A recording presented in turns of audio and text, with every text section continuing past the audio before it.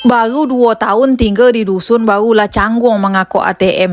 Bapa cerita kau guys Jadi kini kami sedang di kampung. Berapa bulan yang lalu amak kami membayar hutang ke kami. Tu loh Kim ngelaka rekening BRI kami lah lama dak ada memakai rekening BRI itu Di pelok lo di dusun de kiron BRI payah lo. Tu ketika pulang kampung lo awak urus kini. Hari pane badongkang lo tu dak wak bawa anak gadi wak do anak gadi wak nyo sedang domom. Tu dak kalamo bagi lo awak manggas onda do ala tibo je wak di bank BRI. Dapet nomor antrian 005. Kiro rekening kami de lah dibekukan dek lalamo dak bapakai. Kecek CS BRI dah rekening go kini harus ada transaksi setiap bulan minimal sekali. Lah sudah urusan di bank BRI lah bambi lo piti pindah lo wak ke bank BSI lay. Tujuan awak pe kemari pe setor piti ngo tu kecek sapo kok setor nak copek di ATM je lah kecek di siko yo agak canggung wak gaso. Bukan berarti dak pandai tapi dek lalamo dak mengako iko yo agak gamang wak dek. Dari sekian banyak bank iko ATM nang baca assalamualaikum agak terkojik wak dek. Basi lambe diikuti perintahnya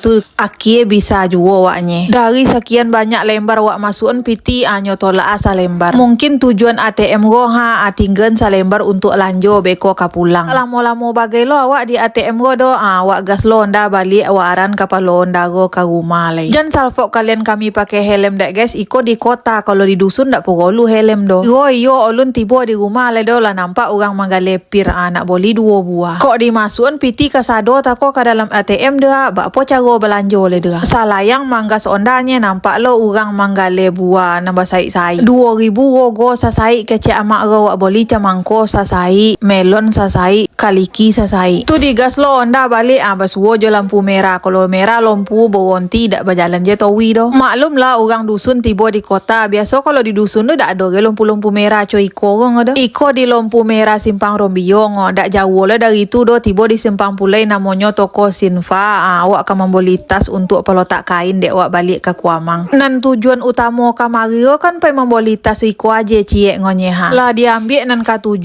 tu dibayar lah iko nai wak 20,000. Langsung dibayar langsung lo dibungkui dek orang tukang jual kuah. Tu tujuan hati ka pulang lengo kiro nampak suak kide nampak lo terompa na rancak den tuang kok cek mato ko dak bisa lo ditutui do nampak lo terompa cek le dicubon lo rancak lo kiro. Ada 3 pasang dan kami nak iyo tu dak mungkin lo diboli ke sado do kaki 2 akie lo funan dongker do dak di wak boli do. Awak boli 2 pasang kone awak 75,000. Tu dak lamo-lamo bagai lo di sinan do babagai je na nampak bekono wak gas lo ndago le wak aran kapal lo ndago ka rumah le. Tu dak kalamo bagai lo de awak manggas onda do ala tibo je wak di rumah. Wak agin camangko tako kanak gadi wak langsung dimakan sampai di siko je lah video wak lo guys. Terima kasih yang lah nonton.